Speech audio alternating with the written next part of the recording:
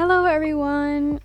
Today I wanted to make a video about something that seems very unserious, but this situation lives in my head rent-free at the moment for some reason. And we're talking about a very strange chapter in the history of Star Stable, which is the time Jojo Siwa, yes, that Jojo Siwa, was actually added to the game and collabed with Star Stable in 2018. This wasn't a rumor or an event you blinked and missed. It was actually real and it happened, and a lot of you guys probably remember it. To this day, I'm still not entirely sure why this happened, and for some reason, I had completely forgotten myself that this even happened, and I said that in my last video that I was gonna make a video about it, so we're doing it. If you like this type of video, then make sure to subscribe to my channel so that you can see all my videos or go and watch one of my playlists. So yeah, thank you. If you somehow don't know who Jojo Siwa is, or maybe you don't know as much about her, Jojo Siwa is an American dancer, singer, and influencer who first rose to fame on Dance Moms. She became a massive brand, especially among younger audiences, mostly because of her high energy personality and very colorful style and music with the big bows, high ponytails, and more recently, her crazy behavior online, or whatever you call this. Dream guest on my podcast? That's my thing about one of my exes. The thing is that Jojo Siwa is kind of known as different things based on which era you see her in. So there's, for example, Dance Mom Jojo Siwa, there's Nickelodeon Jojo Siwa, and there's the one that you have today, which is very different from the other ones. I'm also going to talk a little about what she is up to today, as I feel like there's a very big contrast between the Jojo Siwa from the different eras as I talked about and what she's doing today. Because if you didn't know, Jojo Siwa actually came into quite a controversy not too long ago. If you're new here or you don't know what Star Stable is, I'm just gonna explain that first before I go on with the rest of the video, just in case anyone watching this doesn't know, even though my Star Stable is a Star Stable channel, but there might be other people seeing this video.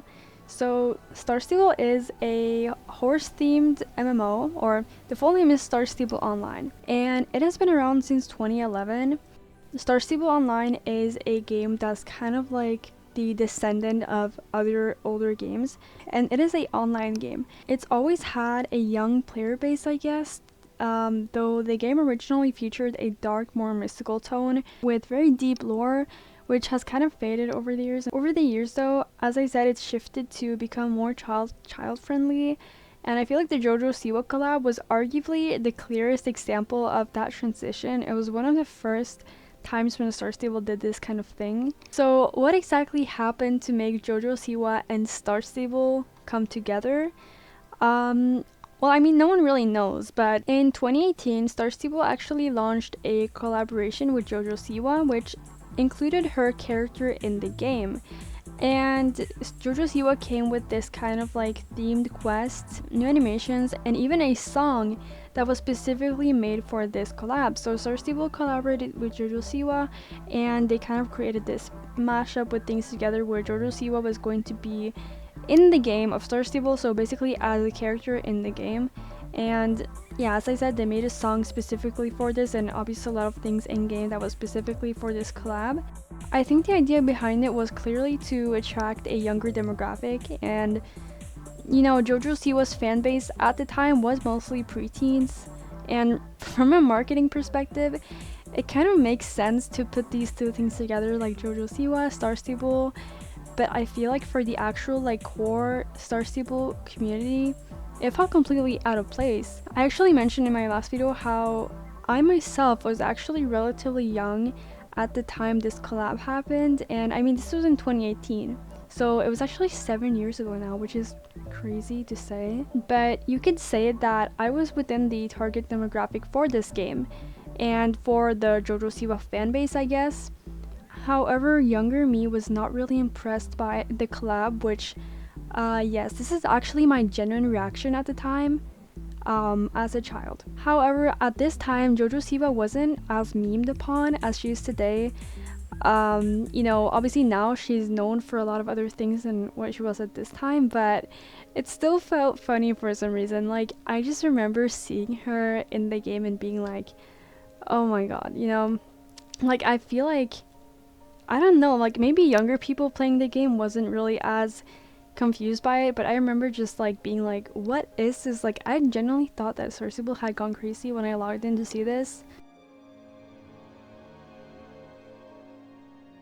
But anyways, one of the main additions that came with the collab, and arguably the one that haunts SSO the most to this day, was the Jojo hair. And I feel like this, no matter if you played Star Stable at the time or not, you have seen this hair.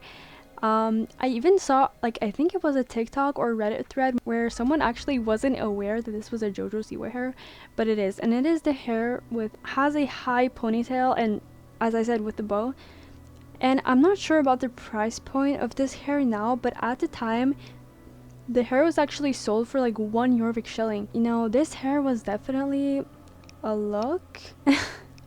There are also outfits inspired by her real world wardrobe, and not to mention how Star Stable, oh my god, they literally made a huge deal about this collab with Jojo Siwa. Not only did they make tons of behind the scenes videos with Jojo Siwa and a lot of interviews, they also made like these bunch of vlogs, and as I said, like a whole song. So they really made a big deal out of this. And I remember she was also on Star Stable News when she first appeared. They also added new dance moves in the game, which was actually made by Jojo Siwa. They asked her to do like, oh, do some dance moves that you usually do, and these dance moves were taken and converted into Star Stable, and these became like new dance moves in Star Stable, and I actually believe that some of them are actually still present in the game, which is crazy considering how much stuff has actually been reworked since then. The song that was made for this collab was called Every Girl's a Supergirl, and this used to play in certain parts of the game during the event, and you can even watch Jojo perform it in NPC form. So yeah, as I said, there was a full 3D Jojo Siwa character inside Star Stable. All of this took place in the Fort Pinta Disco, by the way. I'm gonna play a clip from the song now, though if you're watching this in Russia, I'm sorry, because for some reason this song is actually blocked for the Russian Federation, but yeah.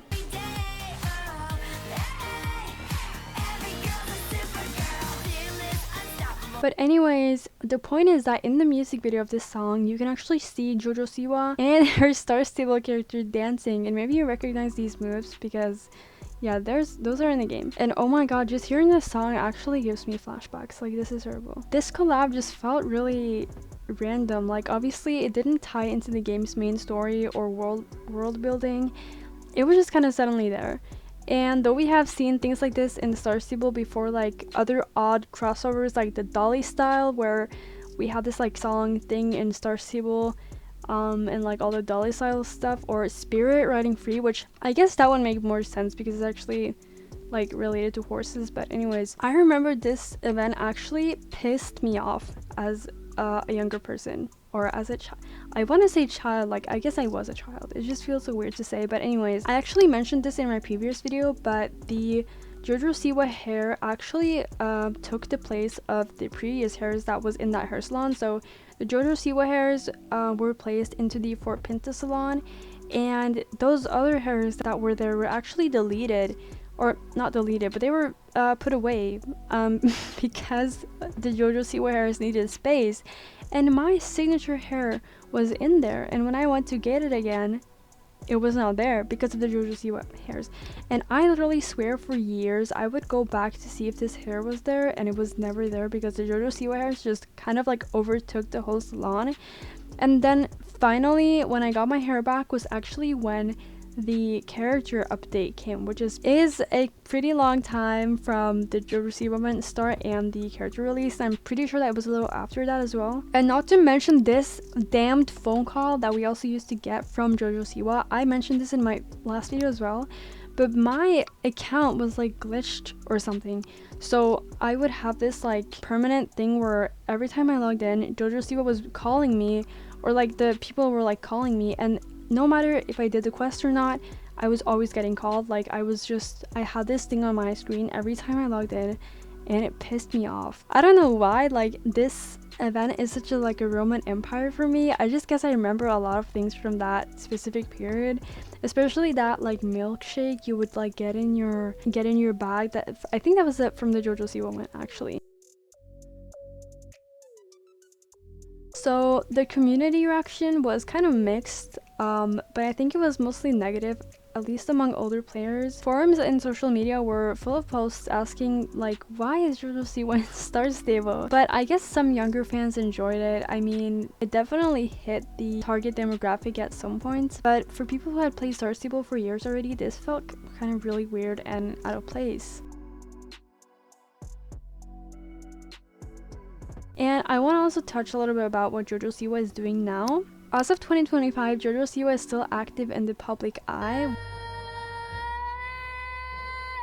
And there's actually been some recent controversy in relation to her, and I don't know how many of you know about this, but let me explain it. So Jojo Siwa has earlier came out and identified herself as lesbian, which isn't really that relevant, but you'll understand the context later. And since November 2024, she had been in a committed relationship with an Australian influencer called Kath Ebbs. In April of 2025, Jojo Siwa actually participated in a TV show called Celebrity Big Brother, which is a British television reality game show where the cast is isolated from the outside world during the recording of the show. So basically, it can't really like talk with anyone. It's kind of like in Love Island, for example, where they kind of don't get to talk to anyone. Like, it's kind of like that. Personally, I haven't seen Big Brother, so I'm not really sure exactly what is the principle of the show, but the point is that they're isolated, so they're not able to speak to anyone else. Under the recording of the show, Jojo Siwa was seen getting closer and closer to her co-star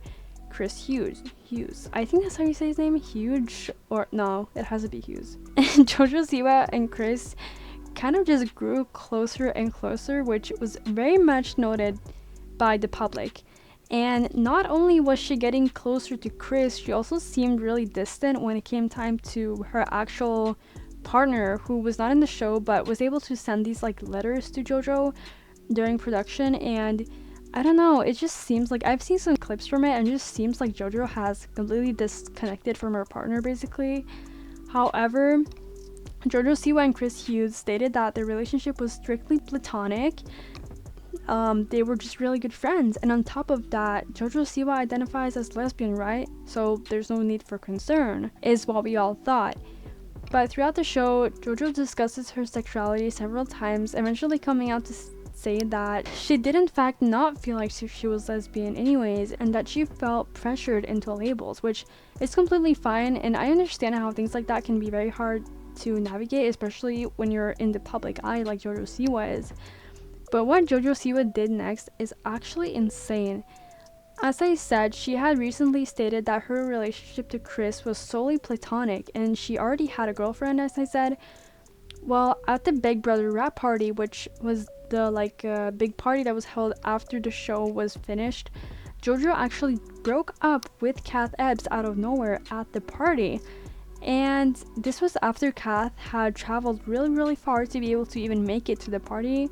And Kath has come out to say that the breakup was sudden and very difficult for them, and they also felt emotionally cheated on.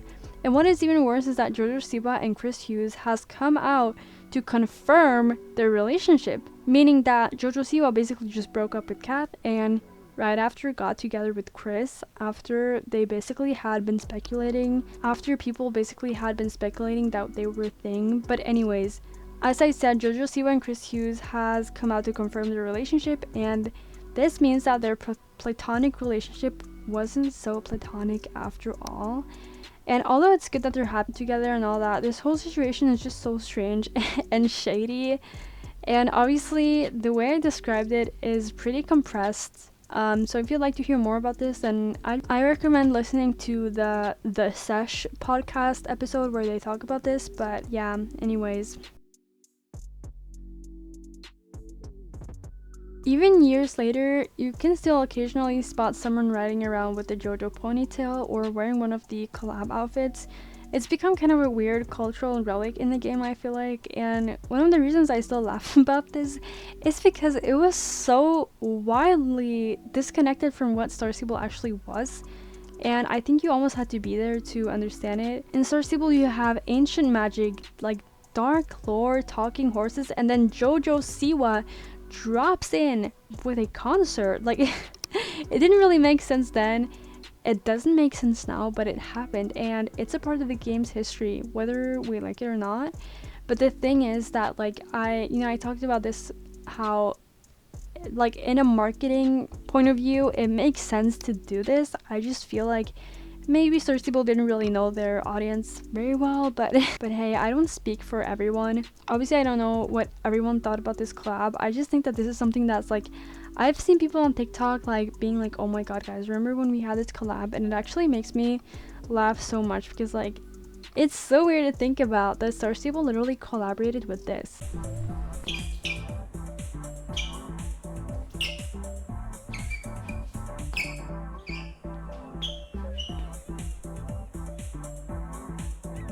Anyways, guys, let me know in the comments, were you playing Star Stable when the JoJo collab happened? Did you love it? Did you hate it? Do you still have the hair? And I'd love to hear your take on this. Please like if you liked the video and consider subscribing if you liked this video as well. And I'll see you in the next one. Bye!